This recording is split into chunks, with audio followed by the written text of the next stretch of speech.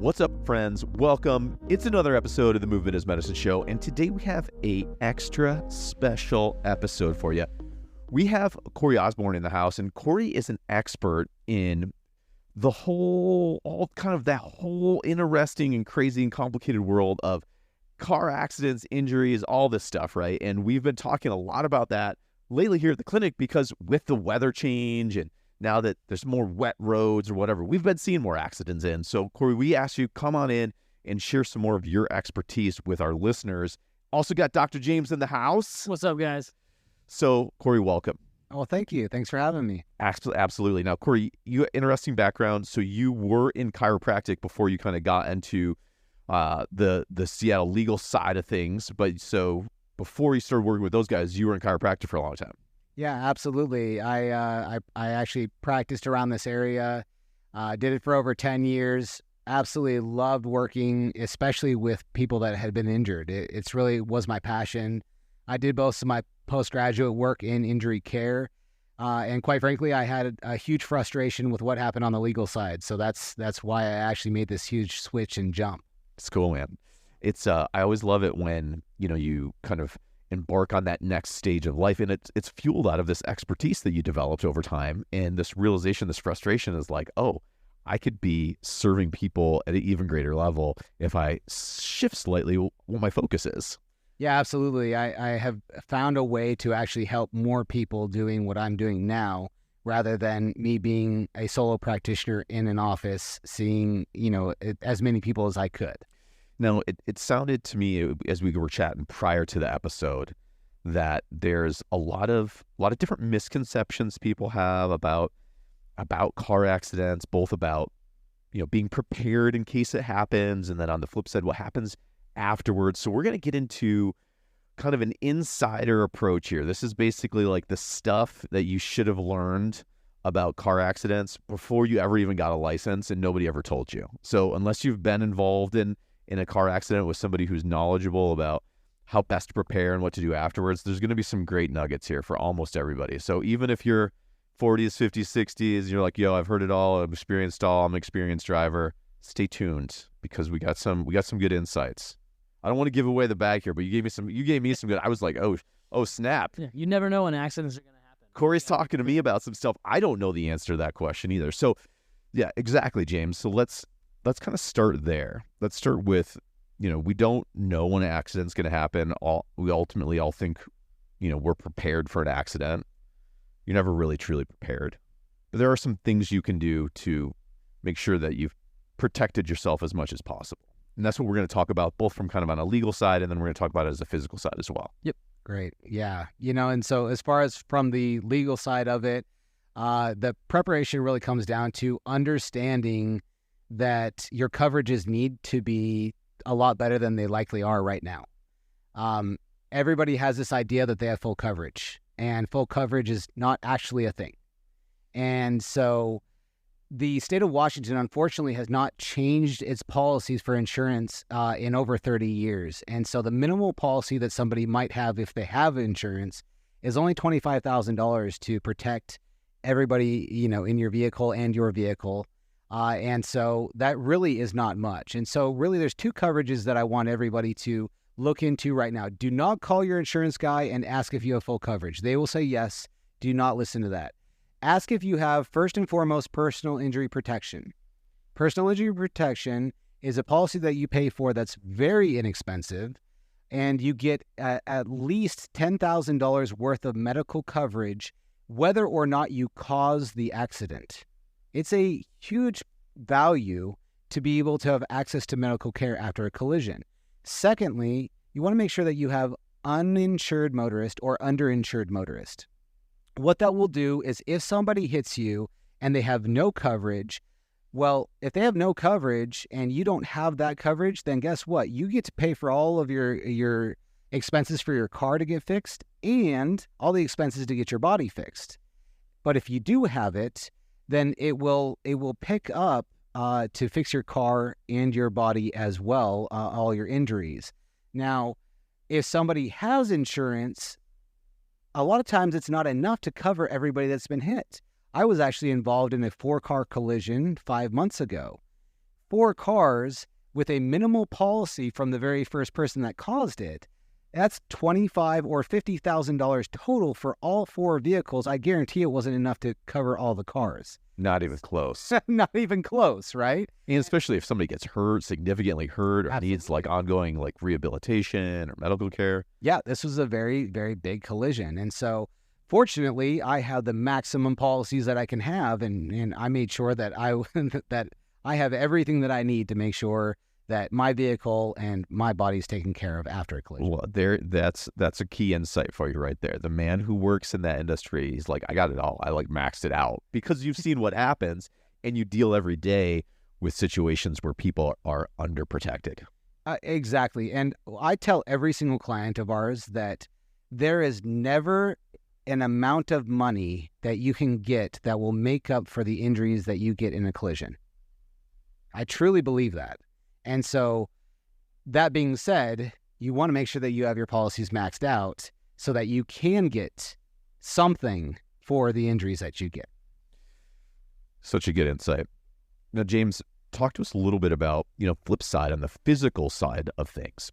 How can people best be prepared for an injury? And it's weird to think about it that way, but it's true, right? I mean, physical resiliency, the ability to withstand injury impact, to be less fragile, that's actually something that can be cultivated, built up. Cultivated, can be trained for. Unfortunately, like, you have a choice. You have a little bit of control over how your body or how yourself will respond to an injury when or if that happens. I don't think it's really a matter of when, but probably more of an if, The same with, car accidents, but injuries are, kind of inevitable. You're going to get hurt. And how can you best prepare yourself for that? I think we all know the answer, and that's, exercise, whether it's like strength training or running or whatever hobby that you want to do that's just going to get your body moving, compared to sitting around all day,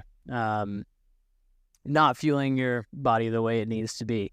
I think really, if you look at it, the most single important thing you can do is probably strength train, and just build muscle mass. Your bones will respond to that strength training. So, there's a law out there that whatever,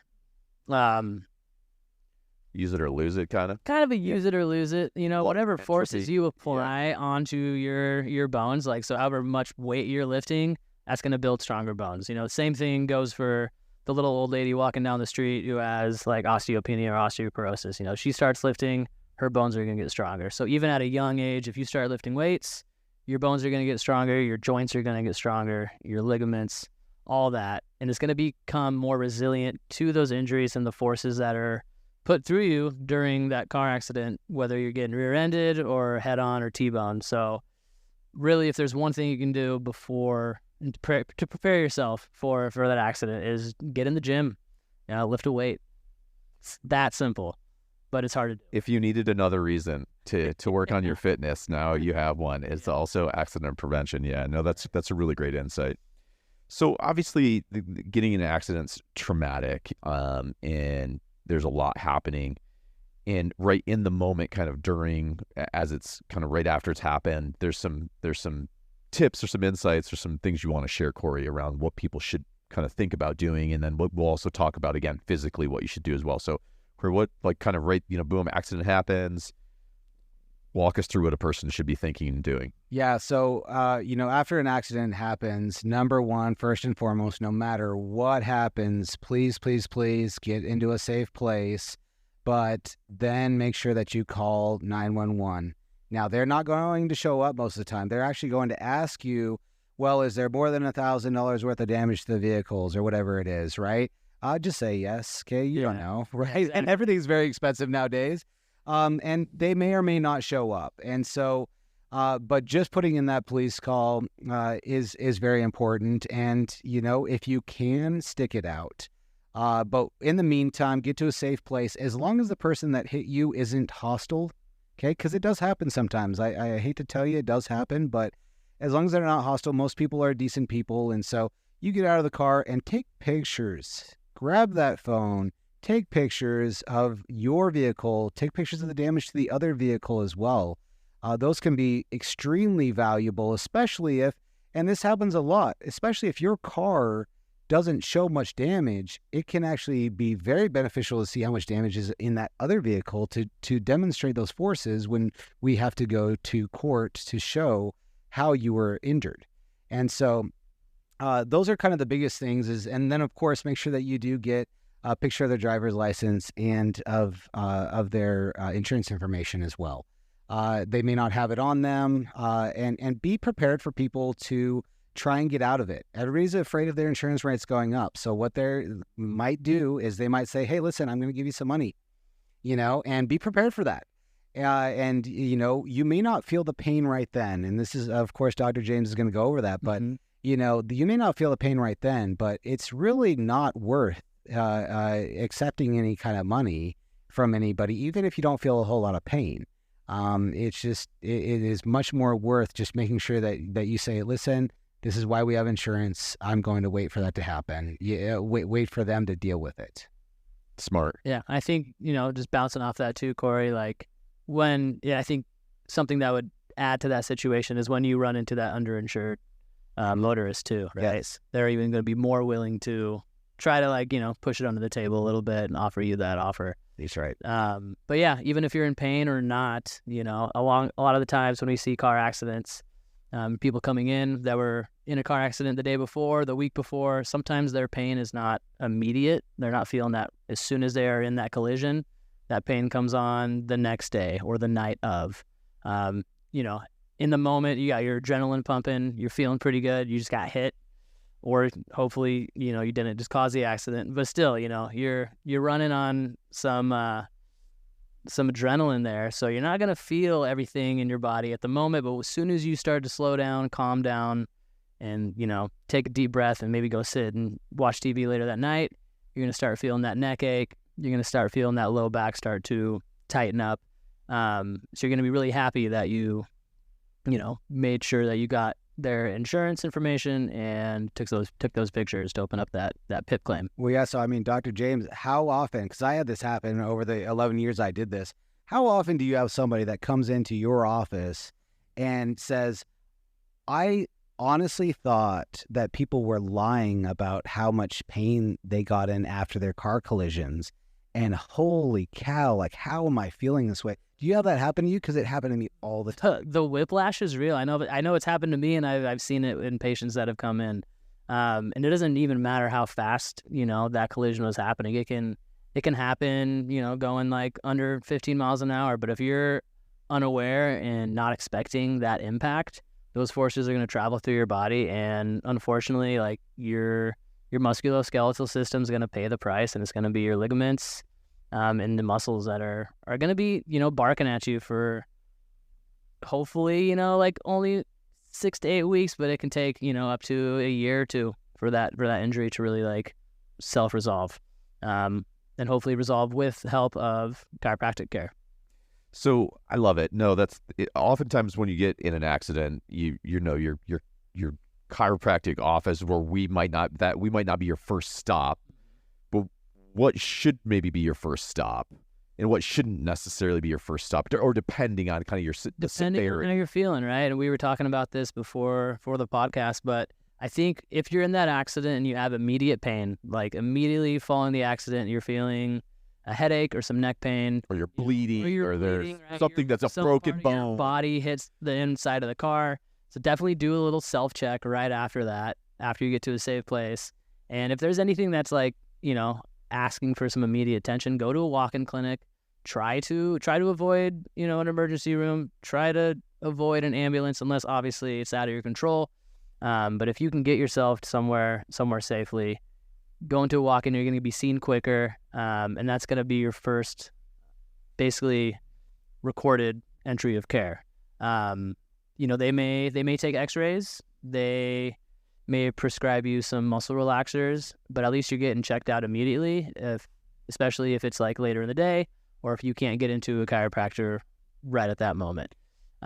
Following that, I think, we, especially here at Head to Toe, are the experts for any of musculoskeletal injuries. So getting in the next day or as soon as you can to get those injuries evaluated, because your primary care is going to probably refer you to us or some PT or massage anyway. So just knowing that we are an option and probably that first line is important. Yeah, and I just want to second that piece of it, because from a claims perspective, after an injury, things to watch out for, of course, are any sort of a concussion type symptom, which is going to be your dizziness, your nausea, your vomiting, your forgetful, things of that nature. They're likely going to transfer you from the walk-in clinic to the emergency room if there's anything like that, or they suspect anything is broken or in need of emergency. But if it's not that, we've all been to the emergency room. We know it's going to take hours upon hours upon hours. And honestly, from our standpoint, we end up seeing these bills racked up for, 10, 12 grand plus. And for, quite frankly, most of the time, the amount, same service as you'll get at the walk-in. And, the walk-in clinic is going to get that first diagnosis and entry. And it's just so helpful to have more than one doctor solidifying and showing that this person's been injured. And, as far as, what Dr. James talked about, a lot of times your primary, they have no idea where to send you. They don't really understand musculoskeletal injuries. So that's why they, typically over and over talk about go to PT, go to PT, go to PT. But I'm just going to say right now, physical therapy is amazing. But where you have a clinic like Head to Toe, where they actually have rehabilitation, they have massage therapy, they have chiropractic, they're going to be taking a look at every single facet of that injury and do a much better job at the documentation of that injury, because they are actually trained on how to properly diagnose and document those injuries. I love it. You bring up a great point, which is that oftentimes primary care isn't that's not the specialist who's really going to know what to do. So find the specialist who does. And oftentimes, again, unless it's clear that you need to go to emergency room, maybe that's not your best first move. What are some other common mistakes that people make after the accident? So what about those situations where somebody thinks maybe I'll just handle this on my own, or I'll negotiate it myself, or I don't really need to open a claim? What are some of those mistakes? Well, you just hit the nail on the head right there. You teed that up for me really well, okay? The biggest mistake that people make is assuming that the insurance company cares about them and cares about their injuries. These are multi-billion-dollar companies that, listen, they have to turn a profit every single quarter. How do they do that? They acquire new clients by hiring people and paying them millions of dollars, like Aaron Rodgers, to sell their product, and then they are going to skimp on the back end and try and get people to settle as quickly as possible for as little money as possible. And so if you're sitting there trying to say, hey, you know what, I'm a skilled negotiator, I'm going to win against this insurance company, I'm sorry, you're not going to win. What they've been doing nowadays is they're actually giving you a call within a week or two of that collision, and they used to basically tell you about a settlement for your injuries. They would email you over a document to go ahead and sign, and you'd read through it and sign it and then get your money. Now they're calling you up directly. They're saying, listen, we're going to give you $1,000 or however much they're going to give you. And they are doing a voice recording and putting the money directly into your bank account. Boom, it's over in 5 minutes. And you now don't have access to care. You've already accepted that settlement before you actually know the extent of your injuries. And they are playing towards, and they know that a lot of people need that money right now. And it is not worth it. All right, we only have this one body, as Dr. James can tell us. We have one body, all right? And as far as medicine has come nowadays, you need to be able to get all the treatment beforehand to get as healed up as you can, and let experts like a law firm that knows how to do this take away that insurance company as soon as possible. So of course this sounds self-serving, okay, but find a good law firm that can get you signed on as a client. It doesn't cost you anything out of your own pocket to get signed up. They only get paid if they win. And ultimately, they're going to protect you. They'll send a letter to your insurance company and the at-fault insurance company prohibiting them from calling you to try and trip you up and mix up your words from this collision. And so it's really a huge protection. And then the firm will go to bat for you at the end of it to give you the compensation you need. Yeah, if you think about, I mean, we talk here a lot at Head to Toe and on the podcast about having a great care team.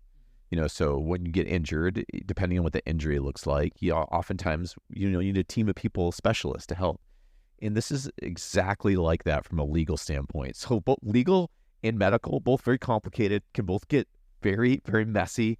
And oftentimes there's a process that you need to go through in order to get the ideal outcome you want, right? And so I think, oftentimes a mistake we see people make when they're injured is, again, thinking that it's just going to go away, or if they don't do anything, or if they just handle it by themselves, it'll be fine. But most of the times they can get like a way better outcome and get there much, much, much, much quickly and feel better about everything if they get help. Same here. If you get the right support at the right time, it can make such a dramatic difference from, your access to care, the lifting the financial difficulties of an accident, getting your car repaired or replaced, etc., all that stuff. You're absolutely right. I find it, I have it happen on a daily basis where people call me and they have struggled through this for months while working with their doctor or their chiropractor. And once they're talking to me and I tell them what we're going to do, they're like, why did I not call you sooner?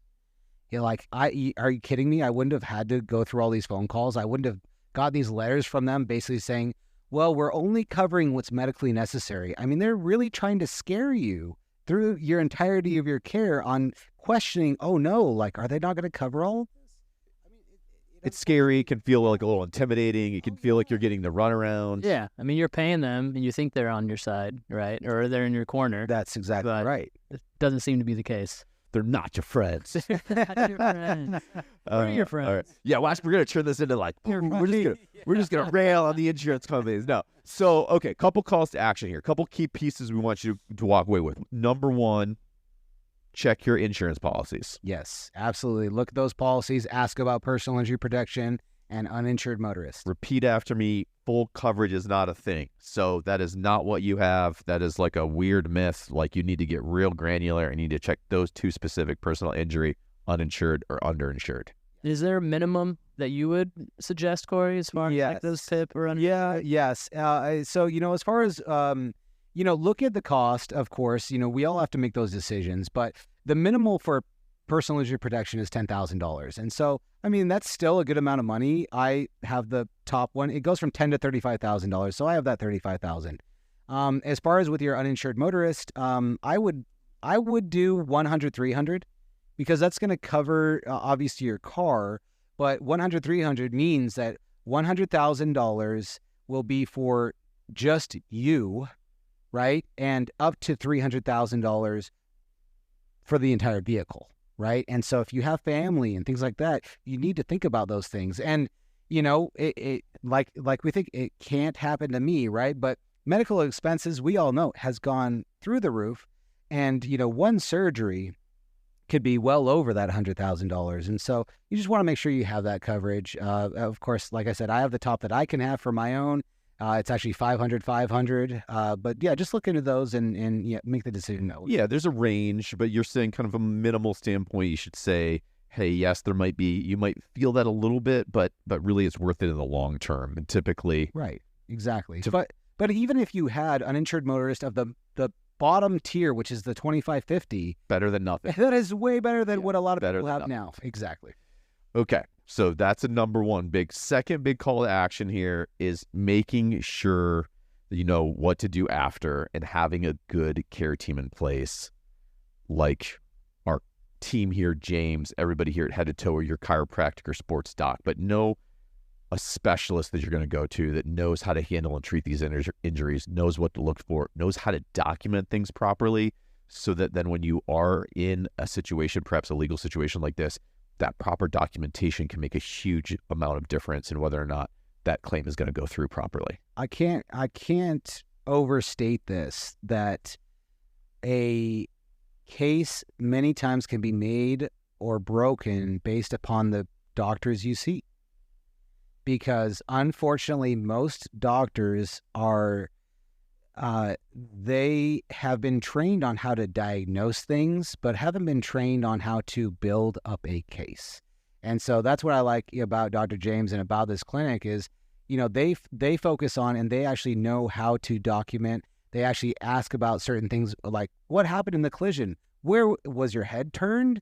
Because, a lot of those things actually go into showing how somebody could have actually been injured when they ask those questions, in the case, and then also even putting a statement about the causation, right? Based on the information that I've been given and on my intake, I believe on a more probable than not basis that these symptoms that are being shown were caused by that collision, and that's what they'll do here. Yeah, that's huge. No, it's the hardest part, and it's cumbersome, but it's worth it, and that's why you want a good care team here. Well, guys, thank you for being here. This is one of those things that if you have this knowledge ahead of time, it can make an incredible difference in terms of everything that happens after the unforeseen accident happens. So thanks for sharing. Cory, appreciate you. James, appreciate you guys. And until next time, remember that movement is the best medicine.